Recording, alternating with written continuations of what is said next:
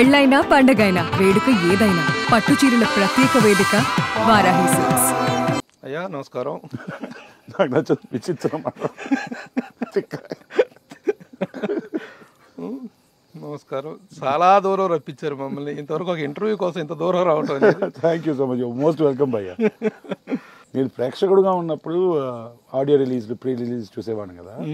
అప్పుడు మీరు అడిగే ప్రశ్నలు చూసి సీనియర్ జర్నలిస్ట్ రా వీరందరితో మనం ఎప్పుడైనా ముఖాముఖి మాట్లాడే రాసి పెట్టుండాలిరా అనుకునేవాడిని. It's such a pleasure to invite you. Thank you. Please మీ ఇల్లే అనుకోండి. Welcome any time. First of all you like yourself personal life ఎక్కువగా ప్రిఫర్ చేస్తారా, ప్రొఫెషనల్ లైఫ్ మీద మీకు ఎక్కువ రెస్పెక్ట్? ఈ రెండిట్లో ఏదో చెప్తే పర్సనల్ లైఫ్ తో స్టార్ట్ చేద్దామా, ప్రొఫెషనల్ లైఫ్ తో స్టార్ట్ చేద్దామా అనేది రెండు మూడు విషయాలండి. నాకు పర్సనల్ లైఫ్ లేదు సార్. అంటే ఓ టైంలో ఫ్యామిలీకి India I don't have anything today. I have lot of loneliness, lot of ఏమంటారు మ్యాడ్నెస్, ఏదేదో నడుస్తుంది. నాతో పాటు మా తమ్ముడు ఉంటాడు, డైరెక్షన్ డిపార్ట్మెంట్ లోనే కలిసాం సినిమా ఇండస్ట్రీలో. మా డాగ్స్,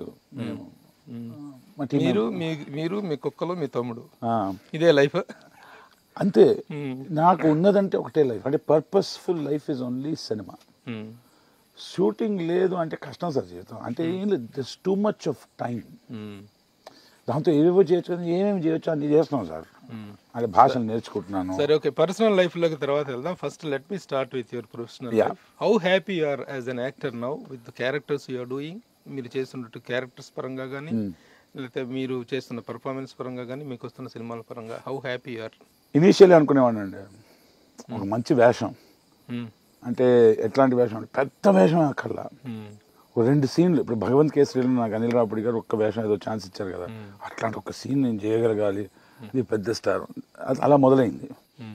దాని తర్వాత ఆఫ్ కోర్స్ మా గాడ్ ఫాదర్ రామ్ గోపాల్ వర్మ గారు కలిసి పెద్ద వేషాలు దొరికాయి. అంటే మొత్తం సినిమాలో మెయిన్ క్యారెక్టర్స్ ప్లే చేసేవారు. Corona virus and murder. అక్కడ తెలిసిపోయింది ఏంటంటే మనిషికి ఉంటుంది కదండి, కక్కుర్తి అనకుండా హంగర్ అంటాను, ఆకలి ఉంటుంది కదా, ఇంకా కావాలి ఇంకా కావాలి. సో డిసప్పాయింట్మెంట్, ఏంట్రా ఇంకా పెద్ద వేషాలు రావట్లేదు, 2 రోజుల వేషాలు వస్తున్నాయి ఒక. దాని తర్వాత ఒక పక్వం వస్తుంది ఏమని, మనకు వచ్చేది ఎవరు ఆపలేరు, మనకు రాంది ఎవరు ఇవ్వలేరు, చేసుకుంటా పోవడమే. ఐ యూ హ్యాపీ అంటే వెరీ ఎక్సైటెడ్ అండి. సరే, వచ్చింది వచ్చేవి ఎవరు ఆపలేరు, ఎవరు ఇవ్వలేరు అని వస్తున్నాయి కానీ ఇచ్చినవి కానీ సాటిస్ఫాక్టరీగా ఉన్నాయి, ఎక్సైటింగ్ ఉందండి. హ్యాపీనెస్ ఎప్పుడు ఉంటుందని కట్ అన్న తర్వాత ఇలా డైరెక్టర్ గారిని చూస్తే ఒక ఎక్స్ప్రెషన్ ఉంటుంది అండి, ఆయన కావాల్సింది వచ్చింది. దర్శక నిర్మాత వచ్చేసి వచ్చిండ ఇబ్బంది కలగ హ్యాపీగా ఉన్నాడు, అది చూసి యా ఆమె మంచి ప్రొఫెషనల్ అని. సాటిస్ఫాక్షన్ ఎప్పుడు లేదండి, ఏ విషయంలోనూ లేదు.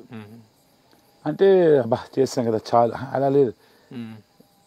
ఇంకేదో చేయొచ్చేమో, ఐ యూ మిస్సింగ్ సంథింగ్ ఏమో అలా.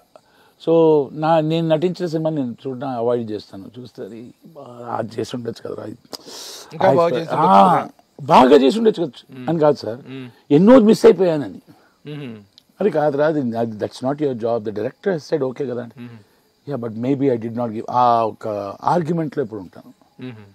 సో ఇన్ లైఫ్ చాలా మంది ఆర్టిస్టులో ఉండేటువంటిదన్నా ముఖ్యంగా ఆ తపన హర్జీ ఉన్నటువంటి ప్రతి ఆర్టిస్ట్లో ఈ ఫీలింగ్ ఉంటుంది అనుకుంటా. నాకు తెలిసిన వాళ్ళు అందరిలో నాకనే ఎక్కువ వాళ్ళకు ఉందండి. ఇప్పుడు సునీల్ గారు ఉన్నారు, అజయ్ ఘోష్ గారు ఉన్నారు, ఎక్స్ట్రాడనరీ పర్ఫార్మర్. షఫీ గారు ఉన్నారు, మన గీతాంజలిలో కోనా వెంకట్ గారు ఉన్నారు. For example he's not an actor, he's writer producer కదా. ఆయనలో కూడా అంటే ఆయన ఏంటి ఒక బ్యాలెన్స్ ఇక్కడ చేస్తున్నారు. మనకు కావాల్సిన క్వాలిటీ వచ్చింది, టైం, బడ్జెట్, లిమిటేషన్స్ ఇవన్నిట్లో. సరే ఇంకొకటి చేయనా సార్ అంటే, శ్రీ బాగా చేసావు, నాకు మేము అనుకున్న దానికన్నా బాగా ఇచ్చావు, ఇది బెటర్మెంట్కి పోతూ ఉంటే ఆగదు శ్రీ, ఐ థింక్ ఇట్స్ డన్ అంటారు. ఓ రీజనబుల్ ఆన్సర్ అంటారు చూడండి సార్. అదే సునీల్ భాయ్ అడుగుతాడు, ఇది చేసి ఉండొచ్చు భయ్యా, ఇది చేసి ఒక అలజడి ఉంటుంది. కానీ వాళ్ళ అనుభవంతో they have learn to control it. I don't know how to control it. అసలు వచ్చిన పాత్రకు న్యాయం చేశాను అనే ఫీలింగ్ కలిగినటువంటి క్యారెక్టర్స్ ఏం చేయలేదు? ఒకటి sir, no matter which character చేస్తాను బాగా, అది తెలుసు. కానీ దాని తర్వాత ఇంటికి వచ్చింది, అరే అది చేసి ఉండొచ్చు కదరా, చిన్న ఎక్స్ప్రెషన్ ఇచ్చి అరే బా ఆయన ఎందుకు ఓకే అన్నారు, ఐ యూ గుడ్ ఇనఫ్, అదొక్క క్వశ్చన్ మాకు. ఎలా నువ్వు బిజీగా ఉన్నాను కట్టింగ్. దాని తర్వాత డబ్బింగ్కి వెళ్తాను చూడండి, డబ్బింగ్ వెళ్ళినప్పుడే చూసి పర్లేదు పాస్ మార్కే. దట్ అప్ అండ్ డౌన్ ఉంటుంది. ఇప్పటిదాకా చేసిన ఫిల్మ్స్ ఒక 80 ఫిల్మ్స్. 80 ఫిల్మ్స్ లో ద బెస్ట్ ఆఫ్ శ్రీకాంత్ అంటే ఏం చెప్తారు? కష్టం సార్ అట్లా. Best is yet to come. Best yet to come. Always sir, always. పోనీ చేసిన వాటిలో కొంచెం సాటిస్ఫాక్టరీగా ఫీల్ అయిన క్యారెక్టర్స్ రెండు సార్. అంటే సిచ్యువేషన్స్ పరంగా it was very exciting. First lockdown busy sir, అప్పుడు డే నైట్ బిజీ. సడన్ గా అట్లాంటి బిజీ వ్యక్తి అంటే ఐమ్ నాట్ జోకింగ్ సార్, 30 రోజులు 40 రోజులు పనిచేసే అప్పుడు. Day night dubbing day night అట్లా. సడన్ గా ఏం లేదు ఇంట్లో కూర్చో అంటే ఎట్లా ఉంటుంది, ఏంటి ఇంట్లో కూర్చోవాలి, ఏం ఒక్కరోజు 2 రోజులు అరే నేను చంపేస్తాను, నేను ఎవరినైనా చంపేస్తా, ఇట్ వాజ్ ఇంపాసిబుల్. అప్పుడు ఒక్కరోజు సాయంత్రం 4 o'clock చెట్లకు నీళ్ళు పోద్దామా, ఏం చేద్దాం, పిచ్చి లేస్తుంది అన్నప్పుడు ఫోన్ మెసేజ్ వచ్చింది, ఇట్లా క్యాన్ ఐ కాల్ యూ అని వచ్చింది మెసేజ్. నా మైండ్ అటాక్ అంటే అసలు ఎన్నిసార్లు చెప్పాలి నా నీకు, నువ్వు నన్ను అడుగుతావా, నీ బూతులు వచ్చేస్తున్నాయి. ఎవరు ఆర్జీవి గారు క్యాన్ ఐ కాల్ యూ, మీ హక్కు సార్ అది అంటే ఇంకనే వెళ్ళే రకం. వెంటనే ఫోన్ చేశారు, what do movie, can you come during lockdown అన్నా. Ready, good, I'm sending the script అన్నాడు. వావ్ అనగానే మా ఇంట్లో ఊరంతా లాక్డౌన్, బయట పోతే సస్తావు అంటే నువ్వు అడిగిపోతాను అన్న, నా వల్ల కానీ చచ్చిపోతలేకపోతే పంపించే చదివా. సినిమా సార్ సంసారం ఒక చదరంగం అని ఒక సినిమా ఉంది తెలుసు, అట్లాంటి సబ్జెక్ట్ పంపించారు నాకు. నేను ఇట్లా చూసి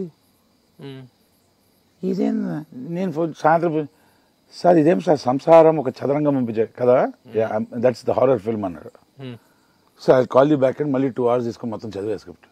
సార్ అమ్మతో హారర్ ఎక్కడ కనిపించలేదు, నీకు కనిపించదు Srikanth, but it's horror film అన్నారు. అంటే మన స్థాయి అప్పుడు తెలిసింది నేను ఎంత బ్రెయిన్ అని. కెన్ యూ లీవ్ టుమారో అన్నారు. Yes sir. నెక్స్ట్ డే బయలుదేరిపోయా, బండి పంపించారు, బయలుదేరి కూర్చున్నా. నా లైఫ్ టైంలోనే సార్ గండిపేటలో ఉండేవాడిని, గండిపేట నుండి రోడ్ నెంబర్ 10C దాకా సింగిల్ మనిషి సింగిల్ బండి చూడలేదు సార్ నేను. నేను అనుకున్నా మరి ఆ రేంజ్ అట్టుంటుంది మనతోని. శ్రీకాంత్ వస్తున్నా అంటే రోడ్లు అన్ని ఆపేయాలి కదా ఫీలింగ్. అక్కడికి ఇట్లా డోర్ ఎంటర్ కాగానే కో షాక్, ఓ 50-60 మంది ఉన్నారు. అరే బయట పురుగు లేదురా, రోడ్డు మీద మీరందరూ ఎందురా, సింగిల్ వ్యక్తి మొహం మీద మాస్క్ లేదు. ధవాస్గా వంట వండుకుంటున్నారు, అది చేస్తున్నారు. నేను లోపల సార్ ఇదేంటి సార్ యా అన్నారు. దట్ అంటే ఇవన్నీ సర్కమ్స్టాన్సెస్ సిచ్యువేషన్స్లో horror film like corona virus. On paper it looks like a family drama, but because of the way it was shot and all that corona virus, so that remains special. When the whole world, ప్రపంచమంతా అందరూ ఇంట్లో ఉన్నప్పుడు 70 మంది కలిసి work చేయటం అక్కడ చేశారు మొత్తం. అదే ఇంట్లో 67-68 మెంబర్స్ ఉన్నాం సార్. తెలుసుంటే అందరం తీసుకుని లోపలేసి ఉండవు ఆయనకి. అంటే అప్పుడు ఆ టైంలో టపటపటపట ఎన్నో స్ట్రైక్ అయ్యాయి. నేను అనుకున్నా ఇంకొక పెద్ద బిల్డింగ్ ఉంటే 250 మంది వచ్చేవారండి. దాని తర్వాత మర్డర్ అనే సినిమా ఇచ్చారు నాకు. ఆ మర్డర్ అనే సినిమాలో ఒక ఎక్స్ట్రాడినరీ విషయం ఉంది, ఇప్పుడు షేర్ చేసుకుంటే సార్. మామూలుగా ఒక సినిమాలో మీరు పర్ఫార్మెన్స్ చేసినా, మీరు ఒక ఆర్టికల్ రాసినా, ఏదో ఒకటి విమర్శన వస్తుంది కదా, బాగా చేశారు, నీచంగా రాశారు, ఏదో ఒకటి ఉంటుంది. ఏమి రాయకపోతే ఎట్లుంటుంది సార్? అందరు దాన్ని చూశారు, అందరు దాన్ని విన్నారు, కానీ ఎవరు కమెంట్ చేయకపోతే ఎట్లుంటది? అదే ఆయన అంటారు, you escape Srikanth, not a single person commented. Murder అన్న సినిమాలో నేను పాట పాడాను సార్. సింగర్ టు అంటే నేను సింగర్ అని నాకే తెలియదు, నేను సింగర్ అని కోల్డ్ హిస్ టైపు. ఆయన పాడమని చెప్పడం, నేను పాడేయడం రికార్డ్. ఇప్పుడు కూడా మీరు చూస్తే సినిమాలో నేను పాడా ఒక పాట, దాని గురించి ఇప్పుడు దాకా ఎవరు కామెంట్ చేయలేదు.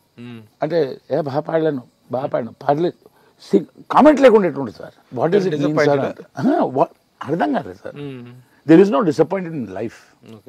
So these 2 films, that is why they are special. When the whole world was not in a situation or did not choose to work, we were busy, sir. Busy.